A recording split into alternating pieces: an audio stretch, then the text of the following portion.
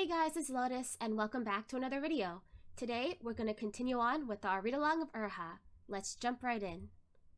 Chapter 100, Shizun's Last Words. Moran's blood ran cold.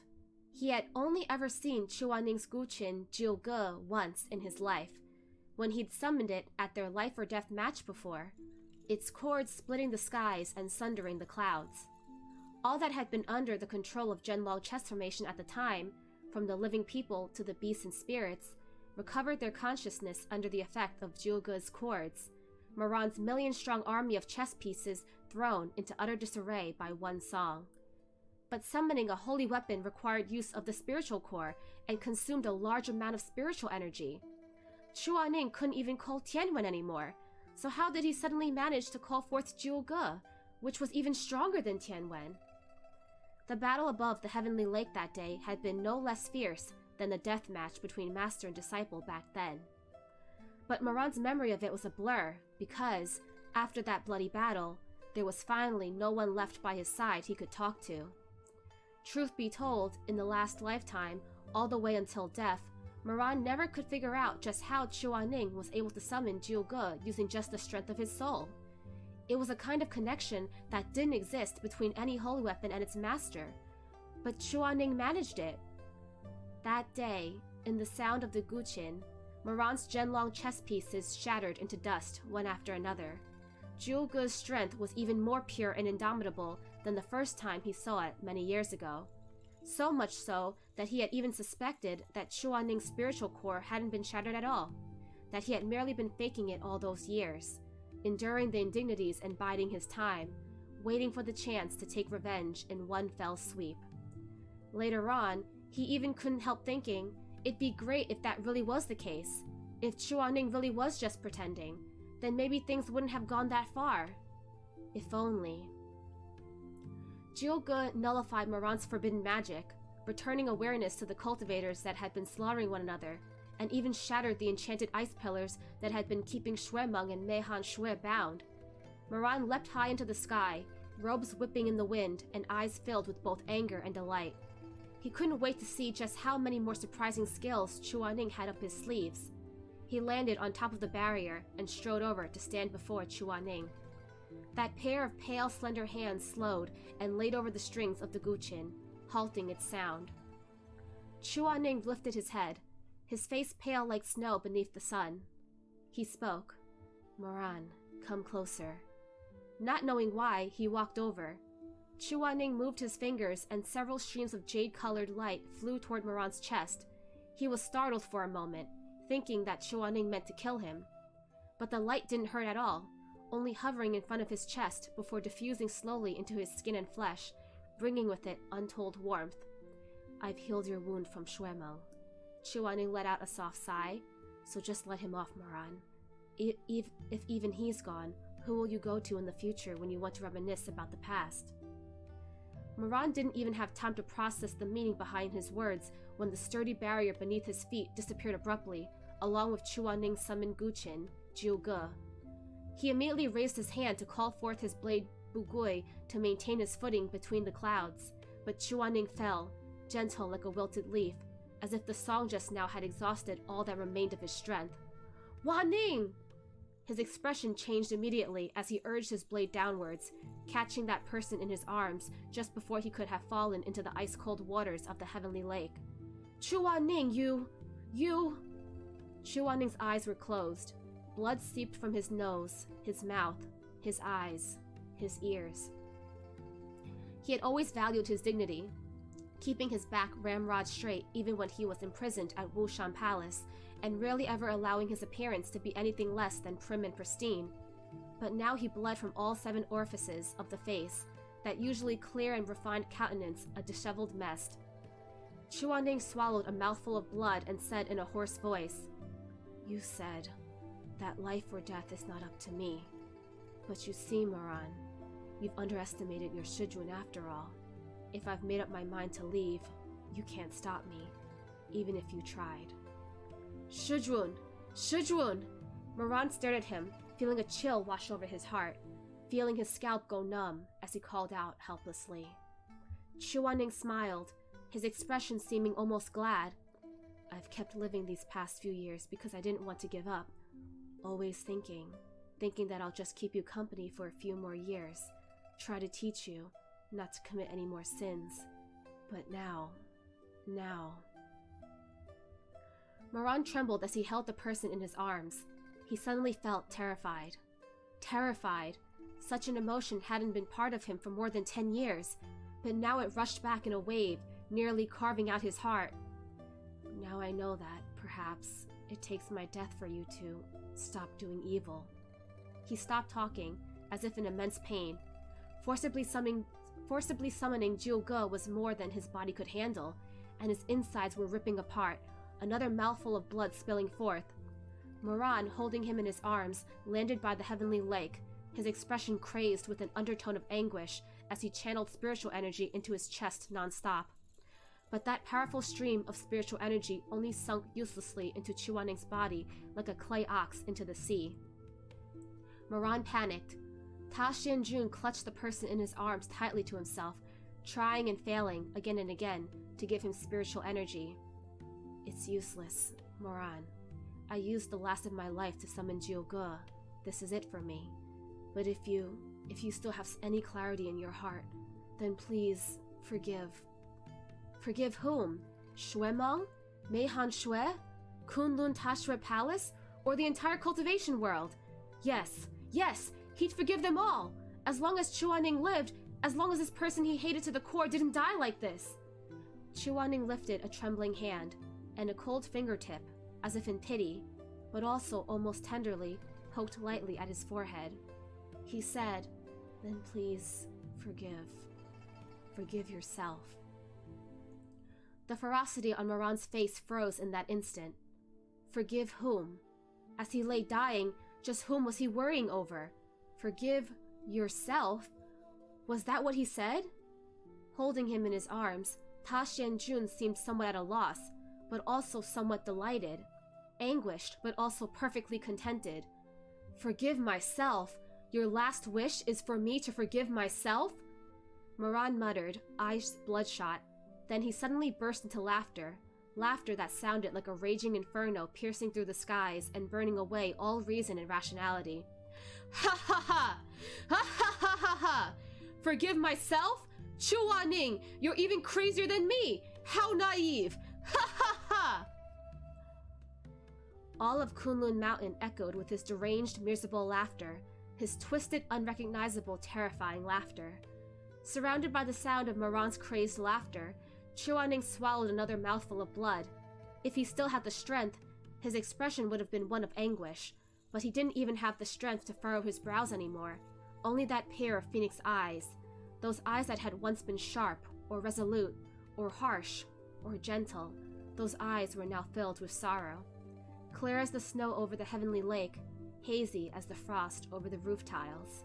Slowly, Chuaning's eyes grew unfocused, his pupils dilating. Slowly, what had once been bright and sharp as lightning could no longer see clearly. In the end, he said in a quiet voice, "Don't laugh anymore. I can't bear to see you like this. ... Moran, this whole life, no matter what happened in the end, it's all because I failed to teach you well, because I called you deficient by nature and beyond remedy. It was I who wronged you. I won't blame you, in life or in death." There was no color left on Chuaning's bloodless face. Even his lips were a pale blue. Arduously, he lifted his gaze to look at Moran's face. He wanted to cry, but it was blood that flowed slowly from his eyes and trickled down his face. Chuaning wept. He said, "Do you truly hate me so much that you will not grant me so much as a moment of peace, even at the very end?" Moran, don't do this anymore. Wake up. Turn back. Turn back. Wake up. He told him to wake up, but he himself, with his hollow eyes open, went to sleep. Moran didn't believe, he refused to believe, that Chuaning had died just like this. That the great Zhongshe of an era, high and lofty, his Shizun, the person he hated the most, had died just like this. Lying in his arms at the edge of a heavenly lake, dyed red by blood, growing cold, bit by bit, cold as frost, frozen like ice. Chuaning's face was covered in blood. Moran stared for a bit with his head lowered, then raised his sleeve and tried to wipe it clean. But there was too much blood. The more he wiped, the more he dirtied that originally clear and clean face. Moran pressed his lips together and wiped harder. All he got was a face smeared with blood. Even the facial features were hard to see now. He finally stopped laughing. Closing his eyes, he murmured quietly, "You won this time, Chuaning. I couldn't stop you from dying." He paused, then opened his eyes back up. They were deep and dark, yet a fire burned within the abyss. He continued, "But you've underestimated me as well. I can't stop you if you don't want to live, but you also can't stop me if I don't want you to die." Without publicizing his death, Moran brought Chuaning back to Sisheng Peak. He was already immensely powerful by then, well capable of keeping a dead body from decay for all of time, so he kept Chuaning's body at the Red Lotus Pavilion, forced him to live on like this. It was too difficult for him to acknowledge that he had killed the last person in the world who still worried for him. As long as he could keep Chuaning's body from turning into ash, as long as he could still look at him every day, he could still think that Chuaning wasn't dead. And there would still be somewhere for him to unload his deranged hatred, somewhere for him to entrust his twisted love. Ta Xianjun had finally gone completely insane. After Chuaning left, he would go to the Red Lotus Pavilion every single day to look at his corpse. At first, eyes flashing with malice, he would spit and curse before that body, saying, "Chuaning, it's what you deserve. You cared for every single person beneath the sun but me, you hypocrite! What kind of master even are you? I must have been effing blind back then to take you as my master, you bastard!" And then, later, he would ask, relentlessly, every single day, "What are you doing still asleep? When are you gonna wake up? I've already let Shuemeng go. Isn't that enough for you? Get up already!" Every time he said such things, the servants by his side wondered if he had lost it and gone mad. His wife, Song Chu Tong, also thought he had gone mad. The prospect frightened her, and so, lying beside him after a rare night of intimacy, she took the chance to say, "Aran, the dead won't come back. I know you're sad, but..." "Who's sad?" ... Song Chu Tong was adept at reading faces, especially after these years spent at Moran's side, every step careful like treading on thin ice. Seeing his ill-tempered expression, she immediately shut up and lowered her eyes, saying, "This one misspoke." No, but Moran didn't let her off so easily this time. Narrowing his eyes as he pressed, "Since you've already spit it out, don't just swallow it again. Go on, tell me, who's sad?" "Your Majesty." There was thunder in Moran's dark eyes. He sat up abruptly and seized Song Chu Tong by her delicate neck, lifting the woman he had just entwined with in one hand and throwing her off the bed. His face twisted into something dangerous and beast-like. "What do you mean the dead won't come back? Who's dead? Who's not coming back?" Moran pushed every word past gritted teeth, aggressively and forcefully. "No one's dead! No one needs to come back! And no one's sad!" Song Chu Tong's lips quivered. She wanted to struggle, but as soon as she uttered the words, "Red Lotus Pavilion," just that half of a sentence, and Moran was already seeing red. "What are you trying to say? There's no one but a sleeping Chuaning at the Red Lotus Pavilion. What exactly are you trying to suggest, B?" Seeing him fly into an uncontrollable rage, Song Chu Tong's heart lurched, unsure what outrageous insanity he might do at this rate, and so she threw caution to the winds and gambled it, raising her voice to say, "Your Majesty, that person lying in the Red Lotus Pavilion is already dead, yet you wallow there every day. How can this one not worry?" She picked her words carefully to avoid blame, even framing her own selfish desire as concern for Moran. Moran stared at her, his breath gradually calming down as if the words had gotten through to him somewhat. He stopped raging at her. He took a moment to steady himself before saying, "I've made you worry." Song Chu Tong let out a breath of relief. "This one wishes only for His Majesty's well-being, and would gladly die for it. Your Majesty is deeply compassionate, but you must not be so despondent." "Then how do you think this venerable one should be?"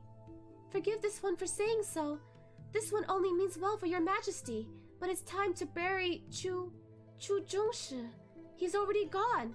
Keeping his empty body around like this will only cause your majesty more pain. And? You have more to say, don't you? Might as well let it all out today. Seeing his expression gradually relax, the heart in Song Chutong's throat settled back down in her chest. She lowered her lashes and tilted her head slightly with her eyes half-lidded. She knew that she looked most like Shi Mingjing like this. Or like Shi Mingjing this way. She was well aware that Shi Mingjing was Mo Weiyu's weakness, though she couldn't understand why it was that.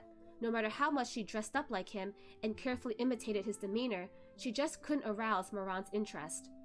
Although this temperamental man liked her company, he only ever touched her when he was either feeling very low or very drunk. Song Chutong thought that maybe it was because Moran didn't like women, but whatever it was, it clearly had nothing to do with Shi Mingjing. Not just her, but all of Sicheng Peak knew that the man who died many years ago was Emperor Ta Xianjun's true love. What the hell was Chua Ning? Song Chutong felt that he was no more than a plaything used by Ta Xianjun to vent his lust, a man he had already grown tired of effing. Chua Ning may have traded his life for Mo Weiyu's destitute and remembrance, but she knew it was nothing more than a momentary guilt, a temporary feeling of being unaccustomed. She was confident in her face, this face that looked like Shen Mingjing. That living dead in the Red Lotus Pavilion was no match for her on this basis alone. But Moran can't be allowed to continue on in his madness like this. The world these days was in chaos, wars left and right, and she was terrified that she might have chosen to follow the wrong master. She wasn't young anymore. If Moran was to lose his standing, she probably wouldn't be able to find another sky-reaching tree on which to climb to the top. And so, she sincerely, wholeheartedly hoped that Moran would pull himself together and stop being insane. So she mulled it over, weighing the risks against the rewards, and in the end summoned up the courage to say, "And once Chu Zhongshi is gone, there will be none worthy of the Red Lotus Pavilion." Moran said, "Right, go on." "This one thinks, with that being the case, the pavilion will only remind your majesty of the past, so..." "So?" Moran narrowed his eyes. "So perhaps it'd be best to sail away the Red Lotus Pavilion after this. A pavilion serving only one master is a good tale."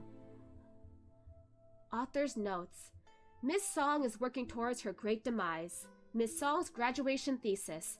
An essay on how tragically one can die if they lack the ability to grasp the heart of the situation. Big White Cat's Talking Corpse, thanking JJWXC readers.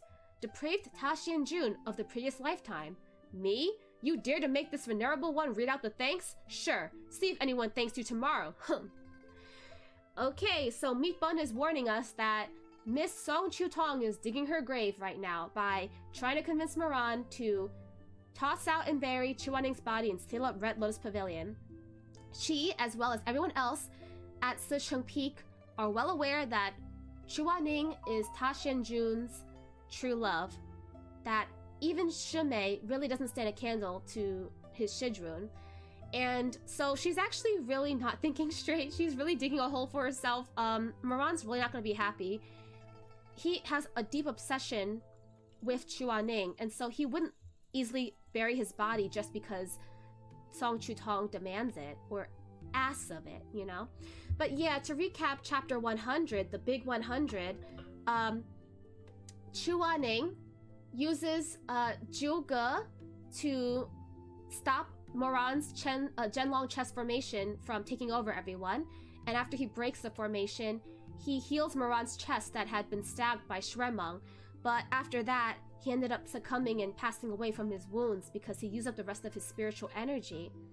And Moran goes crazy. At first, he takes back Chua Ning's body and places it into the pool at Red Lotus Pavilion, which is to preserve his corpse, and he talks to him every single day. At first, he is angry at him. He yells at him, saying, "Wake up," you know, or he says, "You deserve this. You know, you should have just stayed out of it. You know, you had this coming."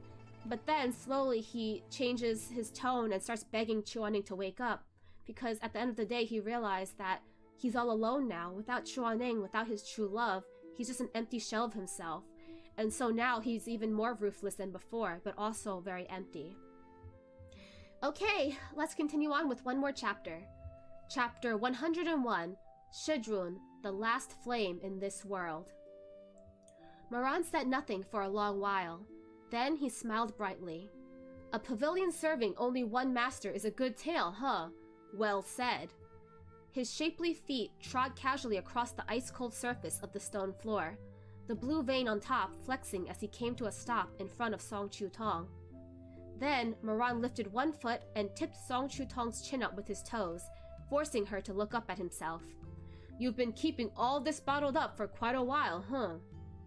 He looked at her frightened, panicked face with a smile. Empress Song, you know, there were a number of things in the past that I never asked you about. Since you're feeling so generous with these words from the bottom of your heart today, why don't you just say it all out, Come, let's have a nice chat. Let's start with the most recent one. The day I went to Tashue Palace, I clearly remember locking Chuaning in the sleeping palace before leaving. So tell me, how did he appear at Kunlun Mountain? Just who let him out and allowed him to come find me? Song Chu-tong's entire body shuddered. She said, I don't know. She was in such a panic to explain herself that she even forgot to say this one, slipping into I instead. Moran said with a smile, All right, you don't know about this one. Next one then. That year, when I made you Empress, I also assigned you to manage Sisheng Peak, and then I had to go to Yin Mountain afterwards to take care of some stuff. Chuaning was being disobedient at the time, so I had locked him up in the water prison to reflect on himself. Song Chu-tong's face grew pale as he brought up this matter, and her lips began to quiver. Using prison inspection as an excuse, you went to visit him, but were thoroughly scorned by him. Yes, Song Chu-tong said hurriedly, but Your Majesty, Aran, I've already told you about this incident back when it happened. Chu Zhongshe had told me to get lost in such a disparaging manner, and then even proceeded to insult not only myself, but Your Majesty as well. I couldn't hold back my anger at the time. This venerable one knows. Moran smiled faintly. You couldn't hold back your anger at the time, but Chuaning had committed grave crimes, and his punishment couldn't be arbitrarily increased without this venerable one's permission. So you carried out a minor discipline, had all 10 of his nails pulled... Oh my gosh! Had all 10 of his nails pulled out and stinging thorns inserted into the tip of each finger. Song Chu-tong, how could you? Poor Chuaning, oh my god. Song Chu-tong's eyes were filled with panic as she scrambled to say, Your Majesty, you praised me for doing well when you returned. Moran smiled. Oh, did I? You said that those with a foul mouth should be treated exactly so. And you even told this one that the punishment was a bit light. That if he speaks rudely again in the future to break his fingers. Her voice trailed off as she spoke until, in the end, looking at the terrifying smile on Moran's face, she collapsed to the ground with tears in her eyes. Aran! Moran let out a soft sigh. He smiled. Chu-tong, that was so long ago. This venerable one no longer remembers what he said or didn't say back then. ... She had already guessed Moran's intention just now, but her body still shuddered violently at his words. This venerable one's been having dreams lately. Dreams about that day, returning from Yin Mountain and going to the water prison to find him with both hands festered and covered in blood. Moran spoke slowly, but his voice suddenly tightened toward the end, and a cold light flashed in his eyes. This venerable one was not happy. Song Chu-tong said helplessly, Your Majesty, no! Aran! Let me explain, please calm down and let me explain. This venerable one was not happy. But Moran only continued on as if he had heard nothing, lowering his face, devoid of any expression, to look coolly at the woman huddled on the floor. Indulge me a bit, won't you? His expression like frost and snow, paired with such a haughty request, gave Song Chu-tong goosebumps and made her scalp go numb, in spite of all her years at his side with her life on the line, like cohabiting with a ferocious tiger. She could smell the scent of the coming storm.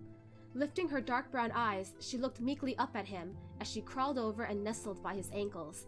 Of course, anything Aran wants, or anything Aran says. What can I do to make Aran happy? I'll definitely... Moran leaned over and grabbed her jaw, forcing her face upwards. He put on a lovely, innocent smile. Just like the one he wore back when he first saw her at Rufeng's sect, showing twin pools of sweet dimples as he pulled at her sleeve and said, "Little Shimei, what's your name?"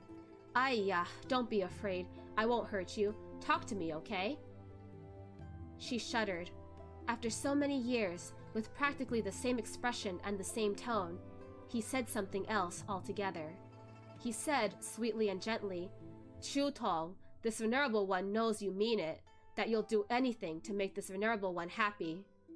His fingertip caressed her soft lips, the part of her that looked most like Shi Mingjing. Moran's eyelashes trembled slightly as he stared calmly at that pair of petal-like lips. In the end, he said, Then go wait for this venerable one on the road to hell." Gently, he asked, "Okay?" Tears welled past Song Chutong's eyes immediately, not out of sadness, but out of fear. She already knew, as soon as Moran brought up her abuse of Chuaning back then, that it wasn't going to end well for her, but the most she thought it'd be was punishment by the rod or losing her title. She never, not even with all of her courage, thought that Moran would actually... that he could actually bear to... Madman! He'd gone mad! He's gone mad! Moran threw his head back and began to laugh in a low voice, his laughter growing increasingly more arrogant and unrestrained.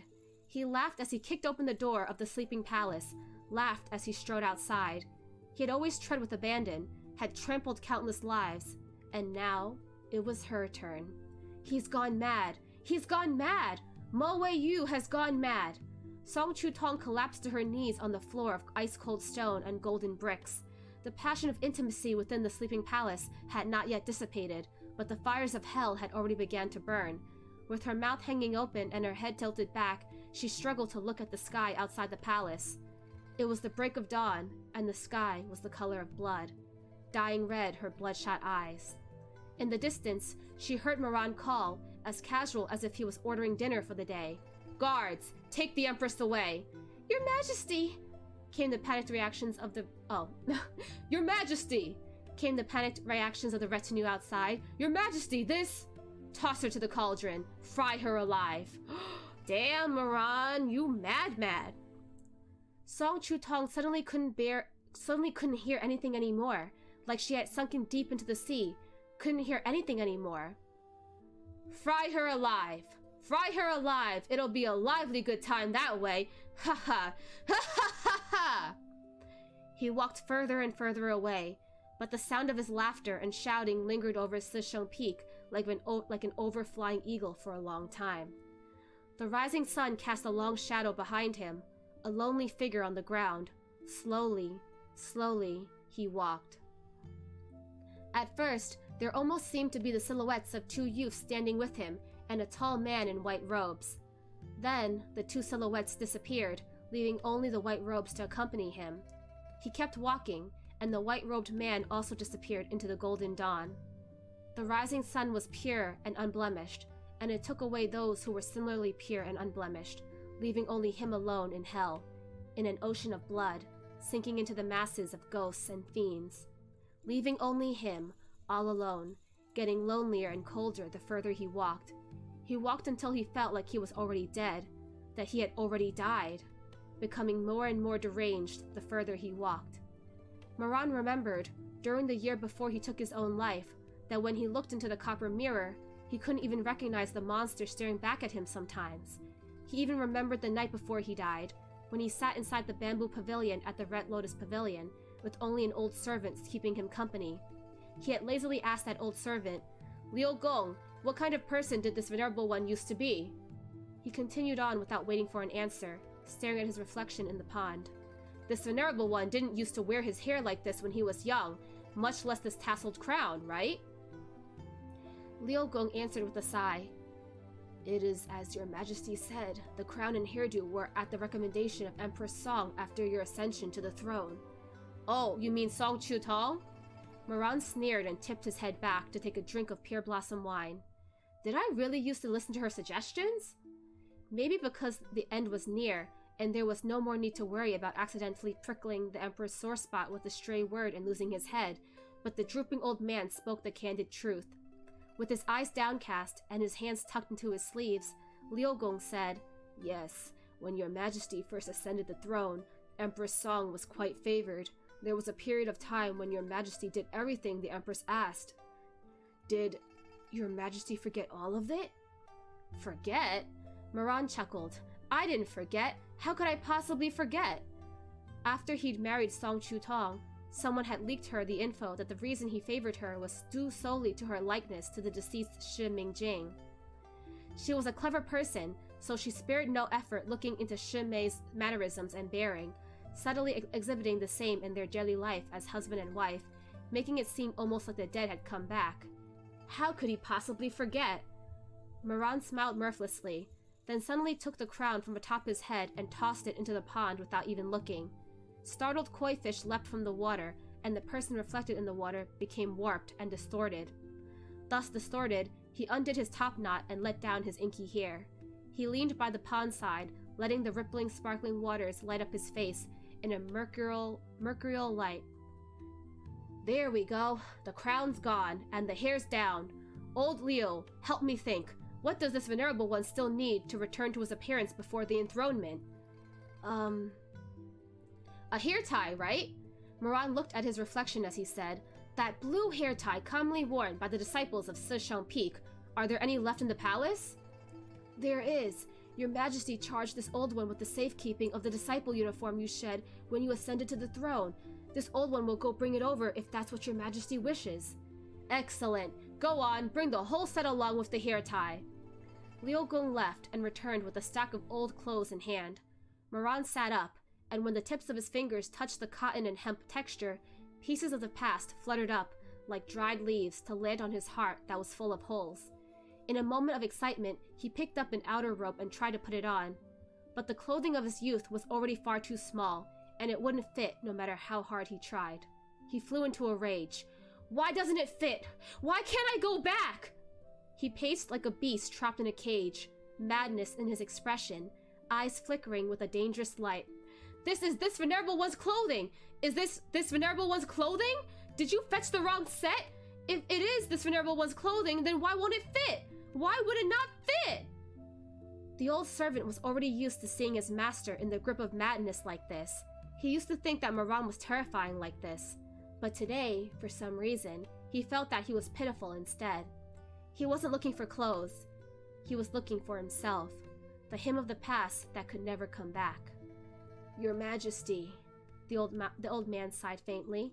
Let it go. You're not the young man of the past anymore. ... Moran was in the middle of raging and, hearing these words, his head whipped around fiercely to glare at the old man's withered face.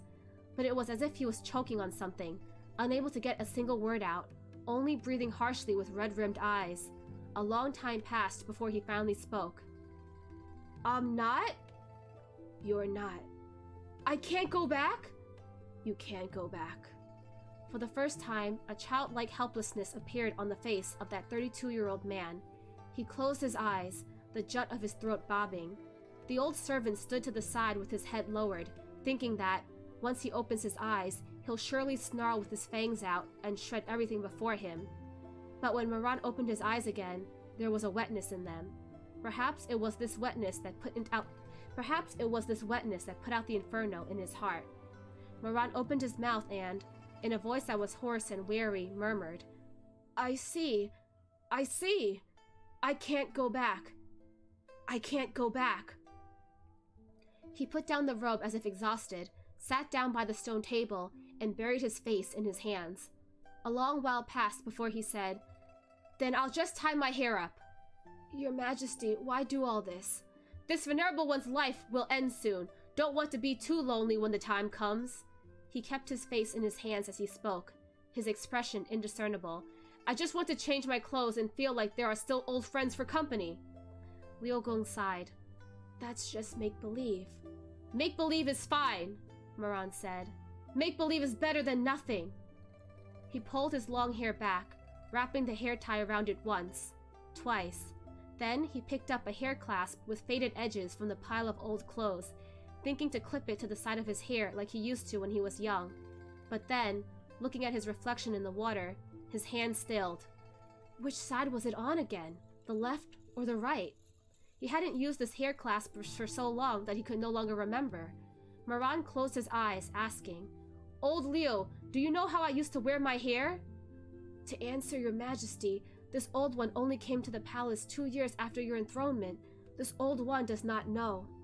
Moran said, "But I can't remember. I need someone to tell me." ... "Where can I find someone to tell me?" Moran murmured. "Who can tell me what I used to look like?" Shuemeng is still alive. He could probably tell you, although he probably doesn't want to see you." Old Leo let out a long sigh, but couldn't think of a single name. Truthfully, in his heart, Moran also knew that the old man had no answer for him, and so, uncertainly, he held that black hair clasp to his left, then his right, before settling on the left side and clipping it there. "That seems right," Moran said. "Let me go ask him." So he walked toward the inner parts of the pavilion, to the side of the Red Lotus Pond where Chuaning's body lay, looking like he was only asleep. Moran sat on the ground, propping his cheek in one hand as he said, "Shizun." The breeze carried the faint fragrance of the lotus blossoms.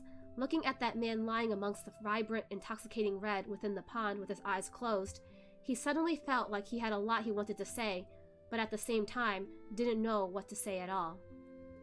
Toward Chuaning, he seemed to always be full of emotions, but those emotions were too jumbled, contained too many flavors, and amidst the sweet and the sour and the bitter and the spicy, he couldn't tell if he held more hatred toward this person or more of something else. He really, honestly didn't know how to act towards this person. He at once told himself that the only reason he kept Chuaning by his side was to vent his hatred and sate his desires. But then Chuaning died, and he still kept this corpse that he could no longer even entwine with. Even the grave had been prepared, but he just couldn't bear to bury him. What was the use in keeping this cold, unmoving corpse that couldn't speak? Even he himself wasn't sure. They've already gone through too much, and that tiny, clean thing at the start had already been completely drowned. When Chuaning was still alive, the two of them really had any peaceful, amicable days together. But now that Chuaning was dead, a kind of cruel gentleness grew between the living and the dead. Moran came to visit him often, a jar of pear blossom wine in hand, simply looking without saying much. Right now, besieged on all sides, he knew that his life was at an end. And Chuaning's body was the only one left from his past in this Sisheng peak that looked no different but held none of the same people. The only one who had stayed with him all this time. Moran suddenly wanted to have a nice, long heart-to-heart with this cold corpse. Chuaning was already dead anyway. He could neither protest nor berate him. No matter what he said, he would have no choice but to lie there and listen. But when he tried to move his lips, his throat felt tight. In the end, he only managed to say one thing. "Shizun, pay attention to me." End of chapter. Author's notes. Depraved 0.5 is in a craze again, as he usually is. Clutches face. Who will drag this dog and get him vaccinated for rabies? Ha ha ha. Meatbun. Big White Cat's talking corpse. Thanking JJWXC readers. Crazy 0.5 Moe Yu. Did this venerable one not scare you all yesterday? If so, then... Thanking JJWXC readers. So he's still listening to Meatbun.